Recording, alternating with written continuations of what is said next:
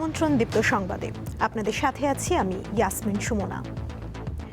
ধর্মীয় ভাবগাম্ভীর্যের মধ্য দিয়ে সারা দেশে পালিত হচ্ছে পবিত্র ঈদে মিলাদুন্নবী তথা মহানবী হজরত মোহাম্মদ সাল্লাল্লাহু আলাইহি ওয়াসাল্লামের জন্মদিন। দিনটি উপলক্ষে সকালে চট্টগ্রাম শহরে বিশাল জশ্নে জুলুস বের করে Anjumane Rahmania Ahmedia Sunnia trust. Banner, festoon, তোরণ ও সবুজ পতাকায় সাজানো হয় নগরীর প্রধান প্রধান সড়ক। ১৬ শহরের জামিয়া আহমেদিয়া সুন্নিয়া মাদ্রাসা প্রাঙ্গণ থেকেও জশ্নে জুলুস বের করা হয়। রাজশাহী মহানগরীতে সকালে আয়োজন করা হয় জশ্নে জুলুস।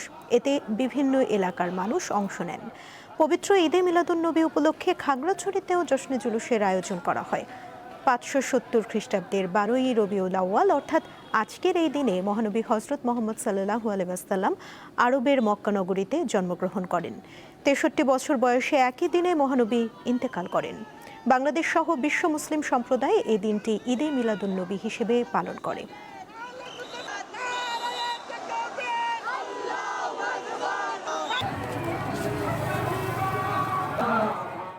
এই দিন রাসূলুল্লাহ সাল্লাল্লাহু আলাইহি ওয়াসাল্লাম যখন পৃথিবীতে আগমন করেন তখন তারকারাজি দিয়ে আল্লাহ সুবহানাহু ওয়া তাআলা এই পৃথিবীকে আলোকিত করেছিলেন।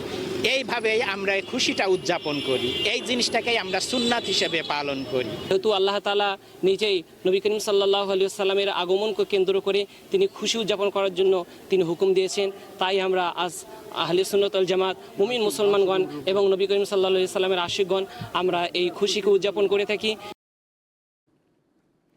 ভুটানের রাজা জিগমে খেসার নামগে ওয়াংচুকের সঙ্গে হজরত শাহজালাল আন্তর্জাতিক বিমানবন্দরের সৌজন্য সাক্ষাৎ করেছেন রাষ্ট্রপতি মির্জা ফখরুল ইসলাম আলমগীর। ভুটানের রাজাকে বহনকারী একটি বিশেষ বিমান সিঙ্গাপুর থেকে ভুটান যাওয়ার পথে আজ ভোরে ঢাকায় যাত্রাবিরতি করে। বিমানবন্দরে প্রায় ১ ঘণ্টায় অবস্থানকালে ভিভিআইপি লাউঞ্জে রাষ্ট্রপতি ভুটানের রাজার সঙ্গে সাক্ষাৎ করেন।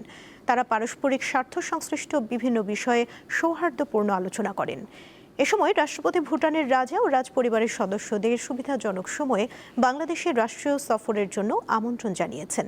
ভুটানের রাজা বাংলাদেশের রাষ্ট্রপতি ও প্রধানমন্ত্রীকে তাদের সুবিধাজনক সময়ে ভুটান সফরের আমন্ত্রণ জানান।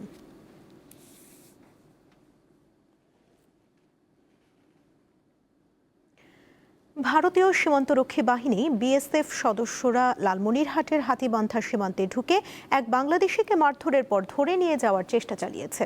বিজেপি জানায়, মঙ্গলবার বিকেলে উপজেলার বনচৌকি সীমান্ত এলাকায় স্থানীয় কৃষকরা নিজেদের জমিতে কাজ করার সময় হঠাৎ একদল বিএসএফ বাংলাদেশের সীমানায় অনুপ্রবেশ করে। এক পর্যায়ে তারা লিটন মিয়া নামে এক কৃষককে লাঠি দিয়ে মারধর করে এবং ভারতে নিয়ে যাওয়ার চেষ্টা চালায়। পরে গ্রামবাসী ধাওয়া দিলে বিএসএফ সদস্যরা পালিয়ে যায়। এ ঘটনায় বিজেপি বিএসএফ পতাকা বৈঠক হয়েছে।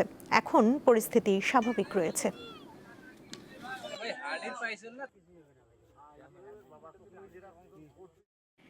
যোগাযোগ ব্যবস্থায় দ্বিতীয় পদ্মা সেতু ঘিরে আগ্রহ বাড়ছে পাবনা সহ আশেপাশের জেলার মানুষের। এটি হলে রাজধানীর সাথে উত্তর পশ্চিমাঞ্চলের যোগাযোগ আরও সহজ হবে। তাই পাবনার কাজিরহাট, রাজবাড়ীর দৌলতদিয়া এবং মানিকগঞ্জের আরিচার মধ্যে ওয়াই টাইপ দ্বিতীয় পদ্মা সেতু নির্মাণের দাবি পাবনাবাসীর। একসময় ব্যবসা বাণিজ্যে সমৃদ্ধ ছিল পাবনা জেলা, কিন্তু ৯০ দশকে যমুনা সেতু নাগরবাড়ির পরিবর্তে সিরাজগঞ্জে হলে স্থবিরতা নামে পাবনায়। যমুনা সেতু চালুর আগে উত্তরবঙ্গের ১৬ জেলার সকল যানবাহন ঢাকায় যাতায়াত করত পাবনা দিয়ে। বর্তমানে যমুনা সেতু দিয়ে পাবনার যানবাহন চলাচল করছে। এতে সময় ও অর্থ বেশি খরচ হচ্ছে বলে জানান এলাকাবাসী। কাঁচামাল খুব দ্রুত ঢাকায় পৌঁছে দিতে পারবে। পড়াশোনার ক্ষেত্রে এবং ওই মেডিকেলে যাওয়ার ক্ষেত্রে আমাদের খুব সুবিধা হবে সেতুটা হলে। আমরা অবশ্যই পাবনাবাসী হিসেবে ওয়াই প্যাটার্ন সেতুর দাবি জানাই। সরকারের কাছে একটাই আবেদন, আমাদের এই সেতুটা যেন হয়। সময় বাঁচাতে অনেকেই কাজিরহাট আরিচার নৌ রুটে স্পিড বোট, লঞ্চ এবং ফেরিতে যাতায়াত করেন, কিন্তু সমস্যা হয় কৃষি পণ্য পারাপার নিয়ে। এজন্য ওয়াই টাইপ দ্বিতীয় পদ্মা সেতু নির্মাণের দাবি পাবনাবাসীর। ওয়াই ব্রিজটা হলে শুধু আমাদের পাবনা থেকে ৮ জেলা বা ১৬ জেলা নয়, আমাদের রাজবাড়িও হয়ে যাবে। রাজবাড়ি হলে আরও প্রায় ১৬ জেলার সংযোগ হবে। তাহলে ৩২টা জেলা আমাদের কানেক্টিভিটি হবে সারা দেশের সাথে। পাটুরিয়া, কাজিরহাট, আগে ছিল নগরবাড়ি, এখন ভাটিতে চলে গেছে কাজিরহাট। ঠিক আছে, পাটুরিয়া, কাজিরহাট, দৌলতদিয়া, এটি যদি হয় পাবনা, শুধু পাবনা নয়, নাটোর, রাজশাহী, এদিকে কুষ্টিয়া আছে, এদিকে রাজবাড়ী, এদিকে দক্ষিণের উত্তরের আরও অনেকগুলো জেলা তারা কিন্তু উপকৃত হবে। সেতু নির্মাণ হলে এই এলাকার ব্যবসা বাণিজ্যে প্রসার ঘটবে বলে মনে করছেন ব্যবসায়ী সহ নানা শ্রেণী পেশার মানুষ। কামরুন নাহার, দীপ্ত, বার্তাকক্ষ। দিনাজপুরের বড়পুকুরিয়া কয়লা খনির মাইনিংয়ের প্রভাবে আশপাশের গ্রামের বাড়িঘরে ফাটল দেখা দিয়েছে। এতে আতঙ্কে দিন কাটাচ্ছেন স্থানীয়রা। ক্ষয়ক্ষতির নিরপেক্ষ জরিপ ও ক্ষতিপূরণের দাবি জানিয়েছেন তারা। 1985 সালে দিনাজপুরের বড়পুকুরিয়া কয়লা খনির সন্ধান পায়। আমি যেখানে দাঁড়িয়েছি এই পর্যন্ত কিন্তু সরকার অধিগ্রহণ করেছে। ঠিক আমার বাম পাশের অংশটুকু কিন্তু সরকার এখন খালি চিহ্নিত করে রেখেছেন, তবে এখনো অধিগ্রহণ করেননি। কয়লা উত্তোলনের ফলে এখানে মাইনিং বিস্ফোরণের ঘটনা ঘটে। এই মাইনিং বিস্ফোরণের ঘটনার কারণেই এই এলাকায় কৃত্রিম ভূমিকম্পের সৃষ্টি হয়।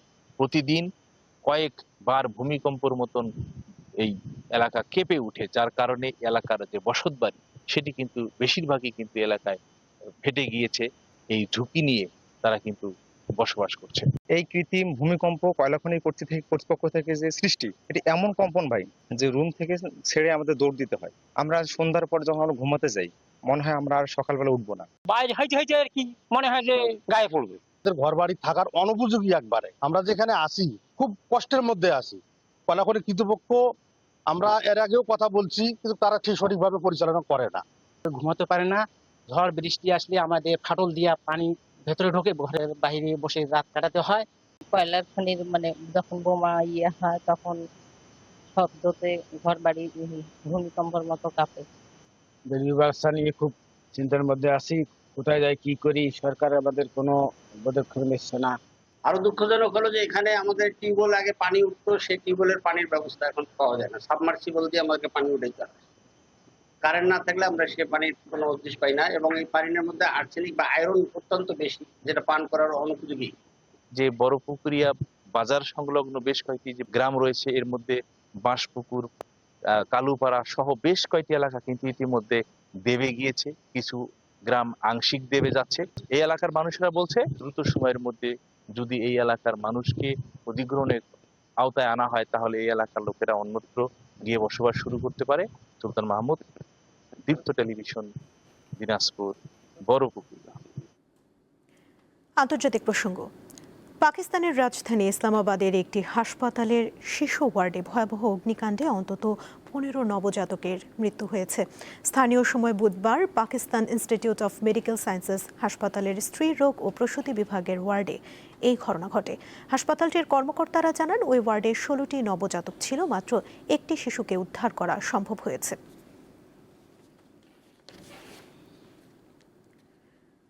দক্ষিণ ভূমধ্যসাগরের ক্রিট দ্বীপের কাছ থেকে বাংলাদেশের সহ 79 অভিবাসন প্রত্যাশীকে উদ্ধার করা হয়েছে। ইউরোপীয় ইউনিয়নের একটি ড্রোন সমুদ্রে ভাসমান 2 নৌকার অবস্থান শনাক্ত করে। পরে সেখানে অভিযান চালিয়ে নৌকা দুটিতে থাকা অভিবাসন প্রত্যাশীদের উদ্ধার হওয়া ব্যক্তিদের উদ্ধার করা হয়। এদের মধ্যে 2 জন নারী ও 2 জন শিশু রয়েছে। তাদের মধ্যে বাংলাদেশি নাগরিকের পাশাপাশি যুদ্ধবিধ্বস্ত সুদানের নাগরিকও রয়েছে।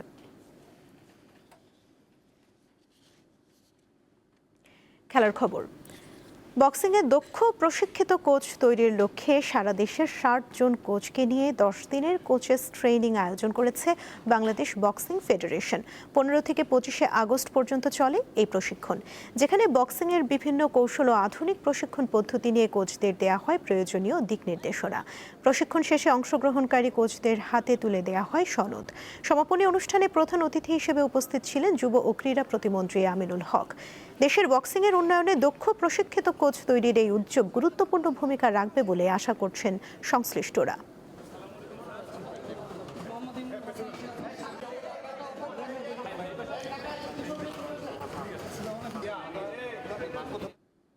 এ ছিল এখনকার মতো। পরবর্তী সংবাদ বিকেল 5টায় দেখার আমন্ত্রণ রইল। এছাড়া আরও তথ্য পেতে যুক্ত থাকুন দীপ্ত ডিজিটাল প্ল্যাটফর্মের সাথে। ধন্যবাদ সবাইকে।